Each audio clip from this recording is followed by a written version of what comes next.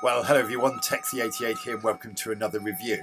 And now we're taking a look at the ZX Spectrum version of Durrell Software's Sigma 7 game, which they brought out in 1987, created by Mike and Jane Richardson and Julian Breeze, with the contribution by Tim Hayward. And it also came out for the Amstrad CPC and Commodore 64. And as you can see in the background of this screen here, you can actually see the Greek letter Sigma and the number 7. And the standard keyboard controls are Q, A, O, P and space, or you can redefine the keys, as you can see near the bottom of the screen there. So let's redefine our keys. No.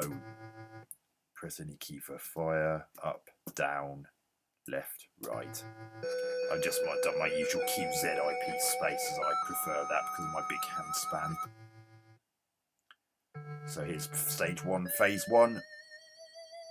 And here's the ship that we're controlling. A little bit of a cutscene here.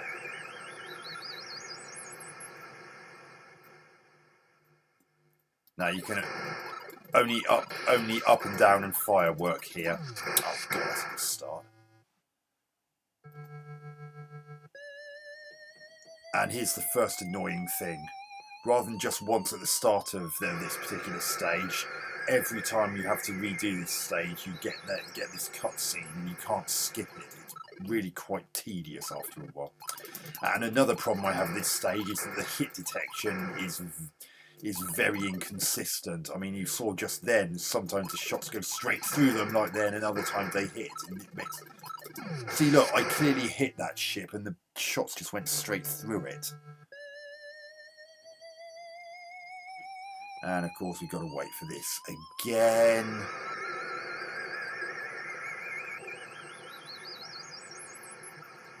This is the 128K Spectrum version, by the way. There is also a 48K version. That's that wave dealt with. Oh, look at that colour clash.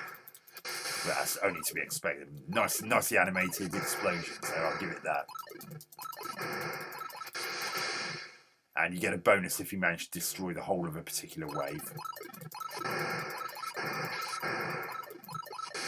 You have to be careful because sometimes a ship will, that's near the edge of a particular wave will sneak upwards or down the screen, and if it does that, you will not be able to avoid it.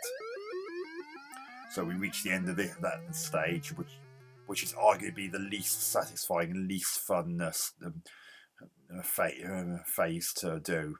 And every time you complete a phase, you get 3 extra lives on top of what you had at the end. So now I've got 4 lives I had. Now you might be thinking Pac-Man clone, but in actual fact there is a little bit more to it than that. For one thing, you can shoot.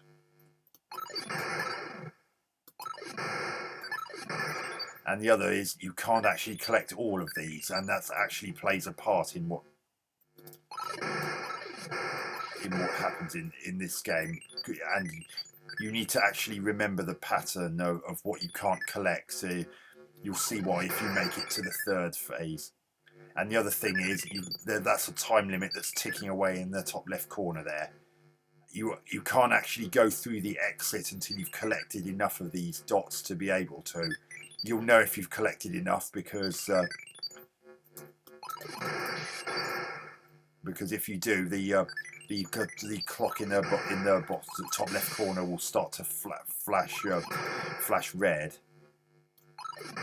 And another thing that's quite annoying is the flick screen. Now, no.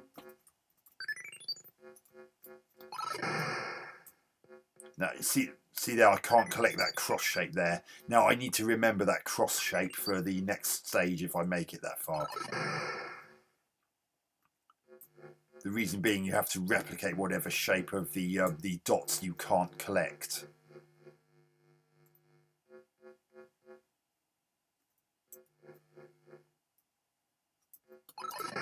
Another problem with this game is that only if you're actually in line with what's effectively a character square, will the shots, the shooting actually work? If you're sort of transitioning between junctions, then you can fire till you're blue in the face and it won't work. That also is incredibly annoying.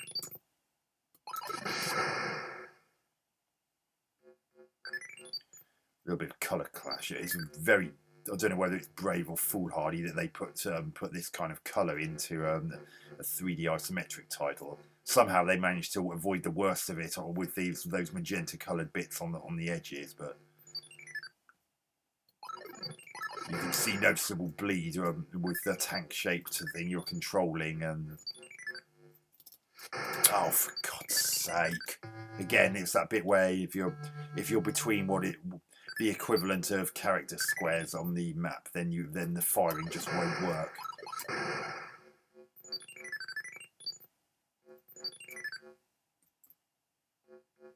No, I've got to be careful. I'm running out of lives and time. And if you run out of time in this, it's instant game over, no matter how many lives you've got left. So I get really worried every time I approach the edge of the screen, because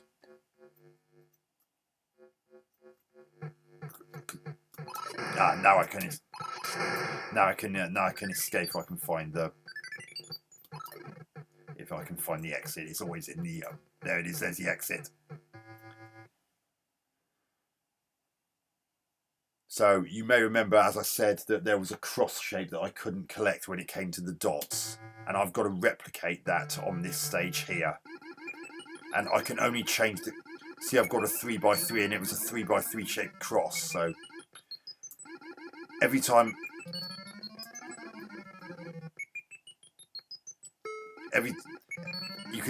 you can fix a colour to white as long as the square is yellow underneath, as it passes underneath you. See, like that.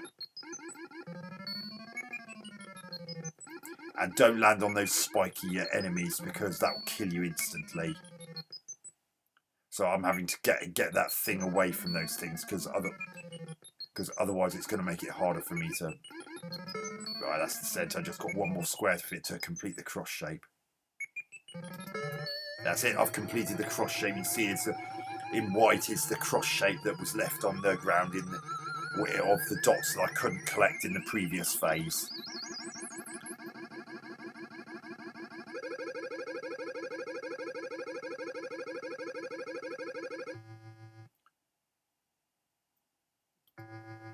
That third, and then it goes on to stage 2, phase 1, and we're back to the shooting bit again. And essentially, you've got different ships, waves of ships to go up against compared to what you had previously. See, the ships look a bit different now. The ships are different. Seem to be different pretty much each time you reach this bit, and you get more waves as well.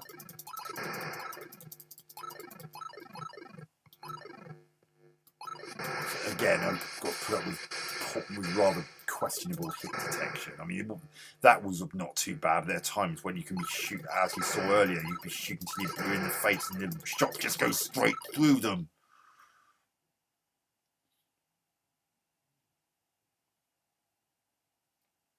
That wasn't too taxing.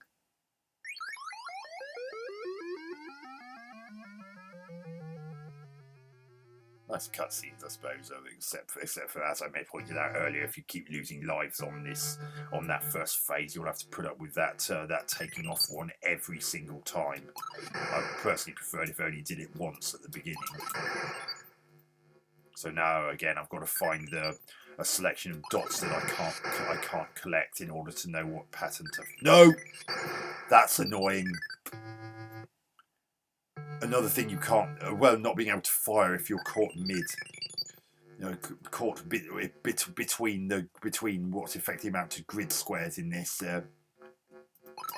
Is that you also can't change direction if you do that. So.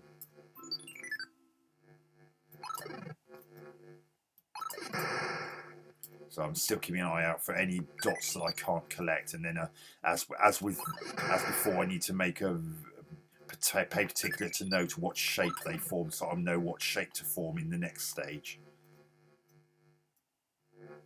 because until I see which shape, I couldn't pick those up, so I found the area. Oh, poo.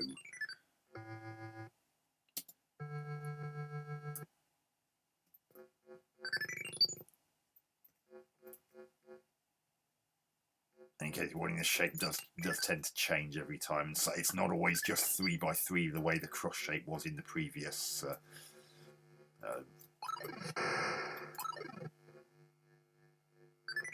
I may as well collect these dots because you can't exit unless you collect enough of the dots anyway. So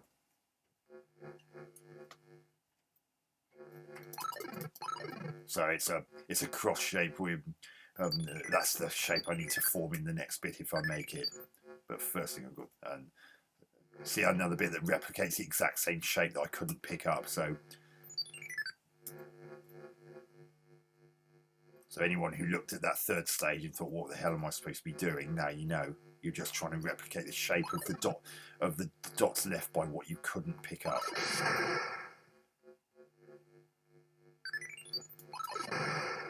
But even though I know the shape, I've still got to collect enough dots before the timer runs out and get to the exit.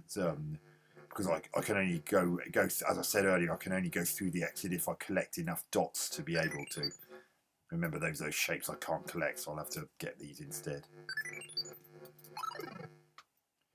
It's always very risky going in those dead ends like that, because those dead ends are where the enemies tend to spawn from. Now I can exit because I've collected enough. So phase 3 again. As you can see, the coloured sections are now a 3 by 4. Damn it! And if you bounce your orb on top of a square that's already white, you'll undo what you've done and have to. And if it's a square that you needed to fill, then you'll have to wait for the yellow to pass underneath it in order to turn it to white again.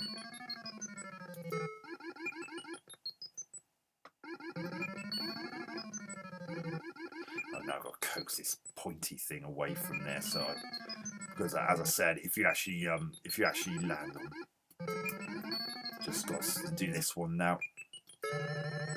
Oh, colour clash. And as you see, I've replicated that same cross shape that I couldn't pick up in that maze section in the previous phase.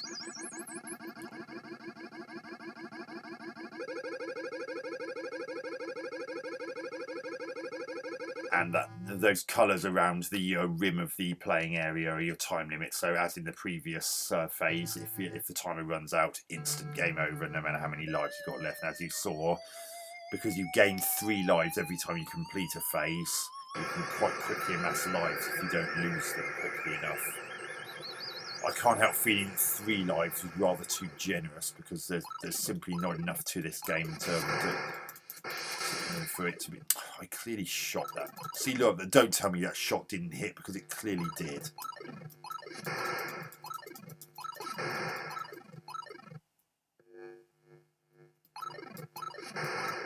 See, oh god, the hit detection in this. No, damn it. See what I mean? The hit detection is quite questionable in this shooting section. I don't understand how it's so good in the shooting in the maze section. Yet it's so well, for want of a better description, hit and miss, if you'll excuse the pun. See, look, all 3 of those that clearly hit, and the ships didn't. And that one again, the shot just went straight through it. That can be a.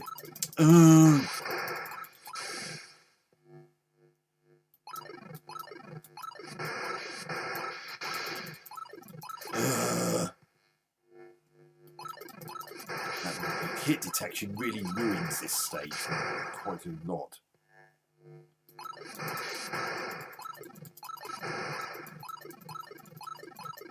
Oh god! See, I clearly hit all that.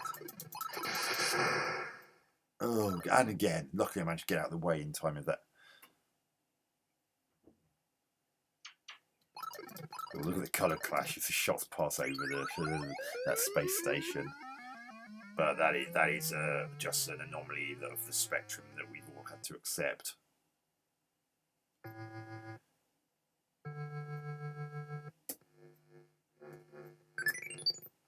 So again, we're needing to find the dots that we can't collect, so we got an idea of what shape we're trying to form.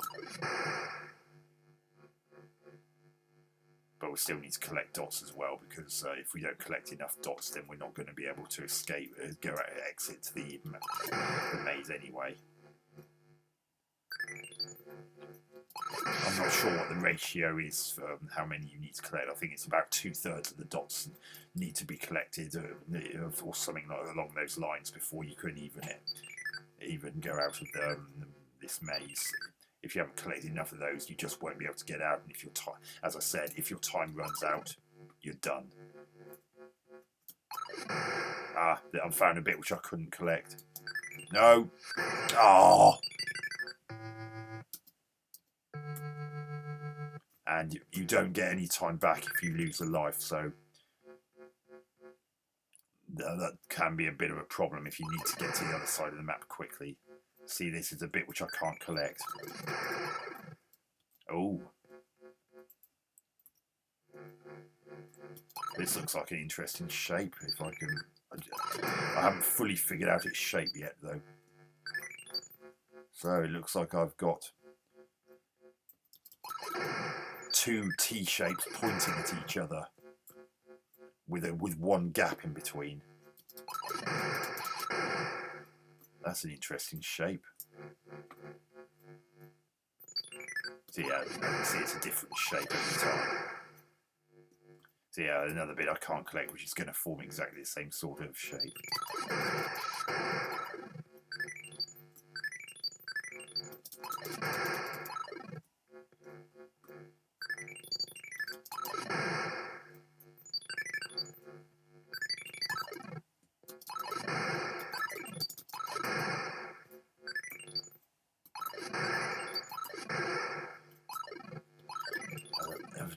Why does the tank have to get so close to the edge of the screen before it flicks? No, it flicks across the next bit. If one of those enemies is just off screen, I'm not, because of that flaw I mentioned, not being able to fire or change direction if you're.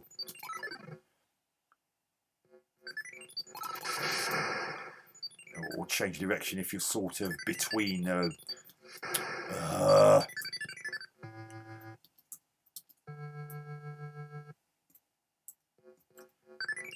Or between them, what effectively amounts to the grid squares in the maze, then you're not going to be able to fire or change direction in time. And I'm panicking here because I'm running out of time and I still haven't collected enough of the dots for the timer to start flashing red. And until it does, I can't get out. The colour clash is very obvious when you with the yellow against the cyan there. Very interesting that they decided to use colour in that way, given the spectrum's colour attribute. Now I can escape. So I remember I've got to make two little T shapes facing each other with the grid here. See, it's a 5x3 this time because of the shape I'm having to make.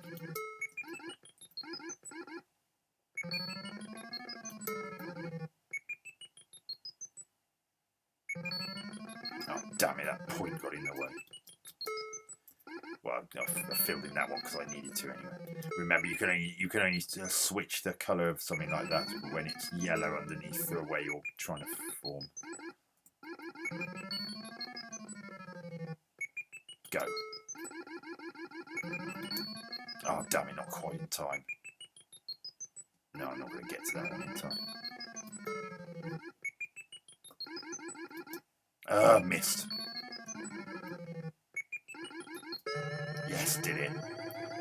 I made the two little T shapes facing each other.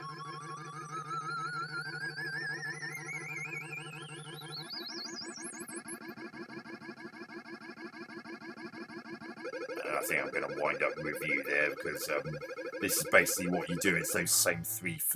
It's the gameplay in those three phases over and over again. It just that you get different shapes you have to form in, which are dictated by the maze section, and you get different shapes in these shoot 'em up bits. So that's Sigma 7 for the Sinclair ZX Spectrum. There is a 48K version, but this is the 128K version that we're looking at here. Not an enormously entertaining game, if the truth be told. And it's not helped by some fundamental flaws that make the game less enjoyable than it could have been, especially as Durrell were responsible for both the Ninja Saboteur games. Well, it's not. The game is just called Saboteur and Saboteur 2 Avenging Angel. It's not Ninja Saboteur. It's just that you play ninjas in both of those games. The first, as I said, these shoot 'em up stages are the least well done stages of the game, mainly because the hit detections are so questionable at the best time. It's like the shots just hit whenever they feel like it, and other times the shots will just go straight through the ships for no apparent reason.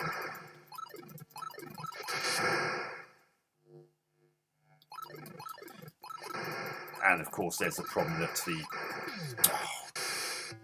there's also the problem that you have to put up with watching this cutscene every single time you do these shoot 'em up phases.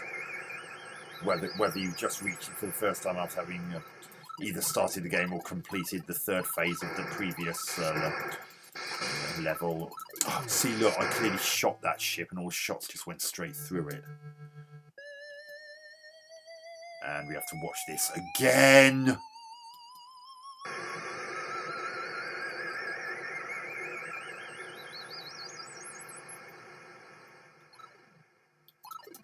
See, look, all the shots are just going straight through them.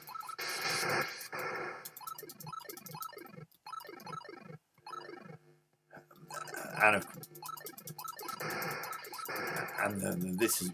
these shoot 'em up sections are the least interesting to play as well.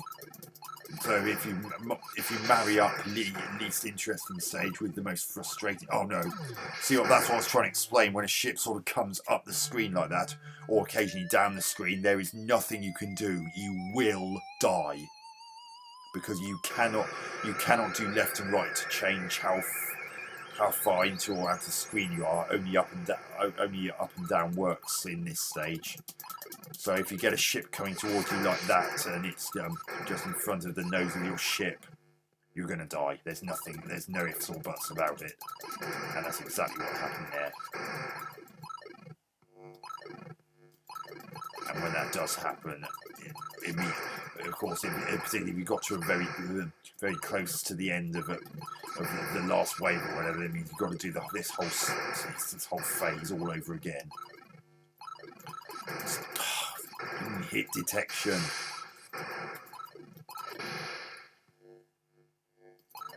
Again, shots going straight through them. And again. Oh, see, look, I shot those. See what I mean? The shots are just going straight through them. See, look, don't tell me that shot didn't hit. It clearly hit dead center, and the shot just went straight through it. And well, that's it for the first stage. Second stage, the maze stage. It's more fun to play than these shoot 'em up stages, although the problems I mentioned about the shots and changing of direction only working if you're in line with junctions or the equivalent of grid squares. See, I'm in line in grid square when I'm like this, but as you transition from one to the next, you're not in line with grid squares, and while that's happening, you cannot change direction, nor can you fire, and that can lead to frustrating deaths as well.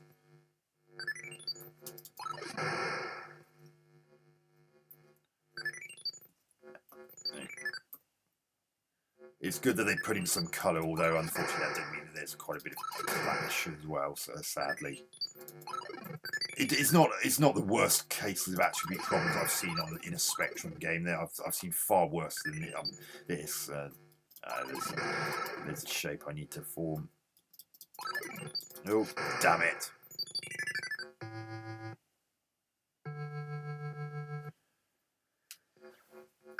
And if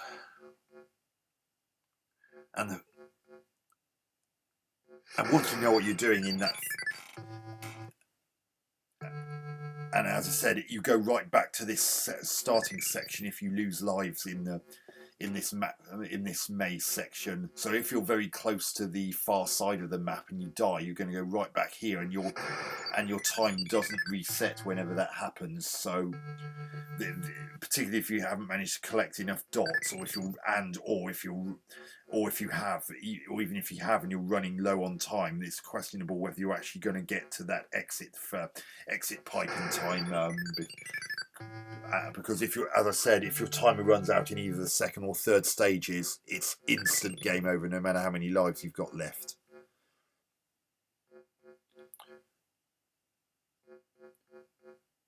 Third stage, where you're trying to replicate the shapes of the dots that you couldn't pick up in this stage. If you didn't actually realise that that's what you're trying to form, it would be baffling. So you did need to know the instructions in order to know what to do there, because without that you wouldn't have a clue what to do in that section. You really wouldn't. So there's a little bit of a memory test as well, unless you quickly jot down the pattern that you couldn't collect in these maze sections.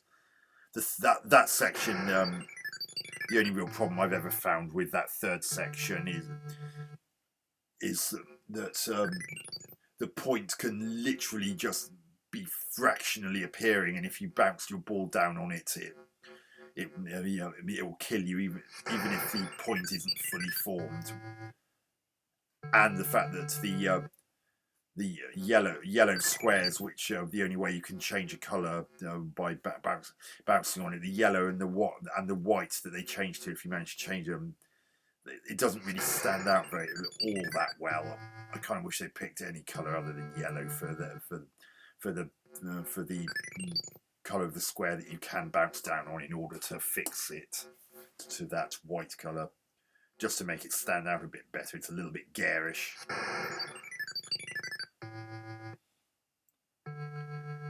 Graphics are generally very nice, colourful clash, unfortunately, but it's not overly painful clash. It's not ugly, and it's not so bad that you can't see what's going on. It's just a truism that Spectrum gamers have just come to accept. Although, to be perfectly honest, putting colour in 3D isometric views like this is always going to be a challenge on this particular platform. That's why so many of them are all monochrome.